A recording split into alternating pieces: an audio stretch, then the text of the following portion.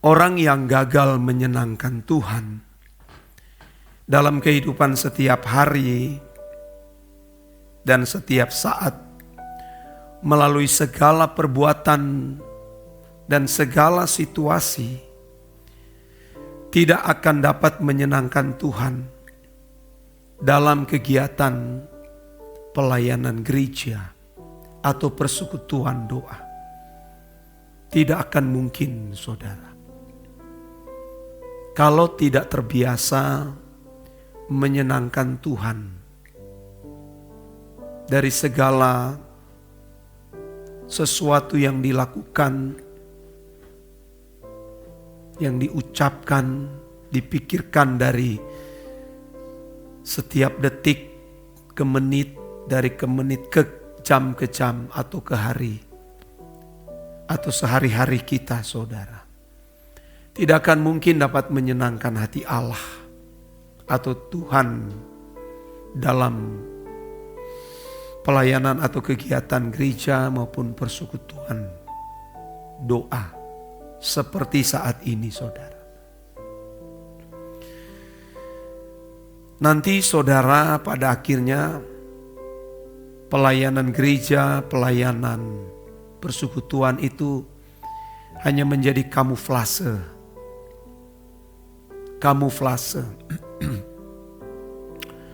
Hendaknya orang percaya tidak berpikir bahwa dirinya bisa menyenangkan hati Tuhan melalui kegiatan pelayanan gereja atau persekutuan tanpa menyenangkan hati Tuhan dalam kehidupannya setiap saat. Dan tanpa sadar, saudara, kehidupan seperti ini pasti akan menyesatkan jemaat. Kalau sekelas saya pendeta bisa menipu, saudara. Kalau kehidupan sehari-hari tidak terbiasa menyenangkan hati Tuhan, saya pasti menipu jemaat. Dan ini yang saya gumuli setiap waktu. Saya perkarakan dan saya pikirkan. Juga kepada kita sekalian sebagai orang tua. Kalau kita tidak terbiasa menyenangkan Tuhan dari setiap perilaku kita, kita akan menyesatkan anak-anak kita, anak cucu kita. Sehingga mereka tidak melihat ada jejak Yesus di dalam kehidupan kita sebagai orang tua. Ini jangan main-main, saudara. Kalau anak-anak cucu kita akhirnya jadi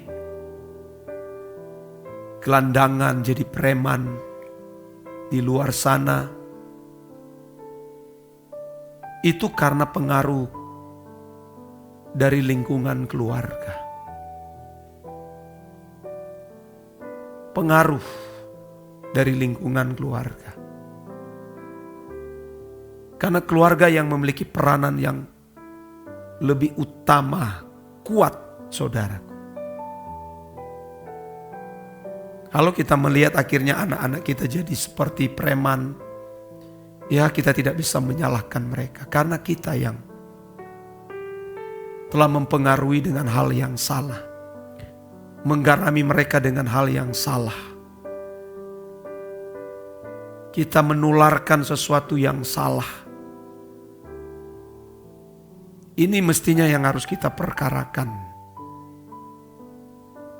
Dari hari ke hari, saudara. Akhirnya tanpa kita sadari kita menjadi orang-orang atau kelompok orang yang menyesatkan.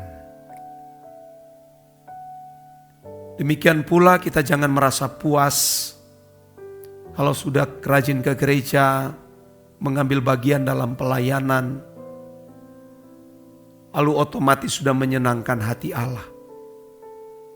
Menyenangkan hati Allah dimulai dari detik ke detik, menit ke menit, apa yang kita lakukan.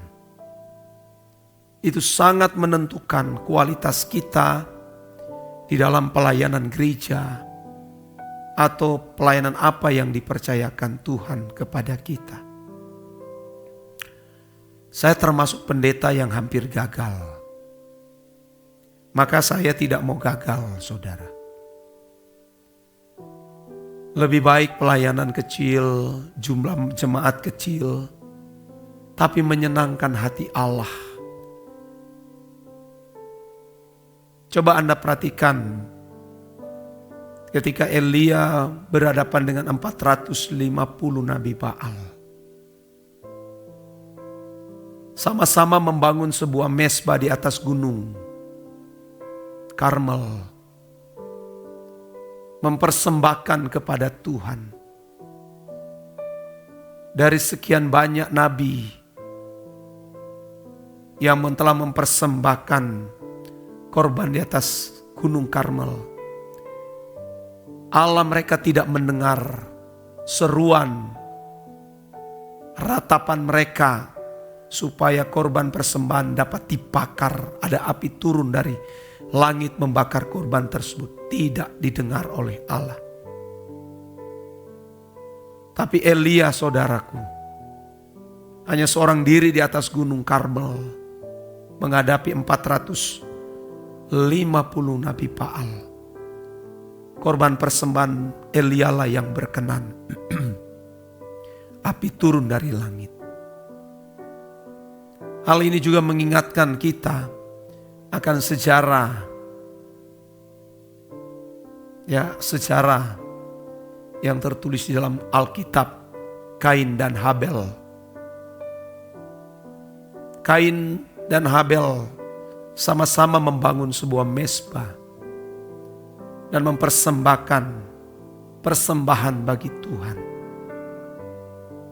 Kain tidak diindahkan oleh Allah karena kehidupan sehari-harinya adalah jahat di mata Allah. Sehingga ketika berada di ruang ibadah, ruang penyembahan, Allah tidak mendengar. Habel didengar oleh Allah karena kehidupannya benar di mata Allah. Maka persembahan diindahkan oleh Tuhan saat itu. Jadi jangan anggap enteng, jangan anggap rendah tindakan-tindakan kita hari-hari. Makanya saya sering mengingatkan kepada saudara sekalian, kalau saudara pegawai negeri swasta, hiduplah jujur sejujur-jujur mungkin. Saudara pegawai, anggota dewan, kerja di institusi apapun, jangan korupsi sekecil apapun. Jangan menandatangani nota kosong. Jangan. Lebih baik engkau menderita, lebih baik engkau memilih kekurangan daripada engkau mengambil yang bukan bagianmu. Itu jahat di mata Allah dan akan menentukan kualitas saat engkau ada di ruangan ibadah. Jangan merokok, jangan minum minuman keras yang beralkohol. Saya tidak mengatakan salah untuk minum alkohol untuk kesehatan, boleh. Tapi kalau mau menjadi batu sandungan, jangan kau sentuh. Jangan. Membuat iman orang lain gagal, drop. Karena melihat kita konsumsi alkohol bagi mereka yang tidak dewasa. Kalaupun kita minum, secukupnya untuk kesehatan. Itu pun jangan di mata orang melihat, wah saudara. Apalagi kalau sampai mabuk, wah sudah. Jangan main judi. Kalau saudara bisnislah dengan jujur. Saudara buka warung, toko, bisnis yang jujur, yang halal, saudaraku. Jangan jual yang menjadi batu sandungan. Jangan, saudara. Kalau saudara pinjam uang kepada orang, harus diganti. Jangan jadi batu sandungan. Walaupun saudara tidak dapat membeli pakaian lebih, tidak dapat pakaian indah, tidak apa-apa. Pakaian pas-pasan. Beli pakaian bekas kok banyak di pasar.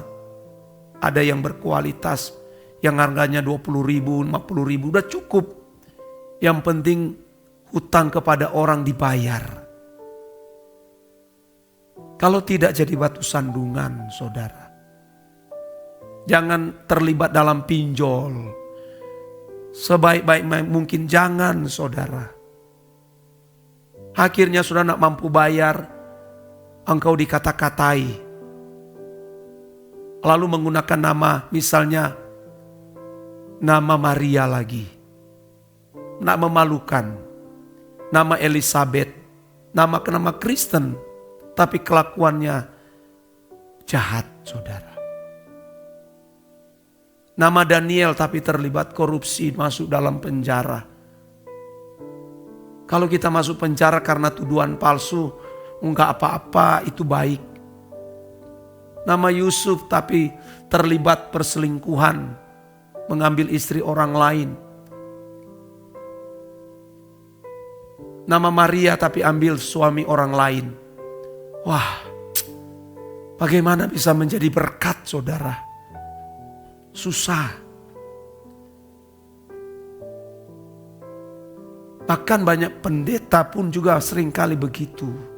Akhirnya gereja menjadi ditertawakan oleh orang.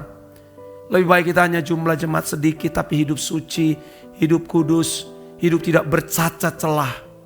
Saat kita beribadah hari Minggu, atau persekutuan doa seperti ini, Tuhan hadir. Penyembahan kita naik ke hadapan Allah. Menyenangkan hati Tuhan. Ketimbang banyak tapi kita tidak berkualitas di hadapan Allah. Ini yang kita jaga setiap hari, saudara. Matius 7:21-23 itu jelas. Tidak semua orang yang berseru kepada Tuhan yang didengar oleh Allah, tapi mereka yang melakukan kehendak Bapa.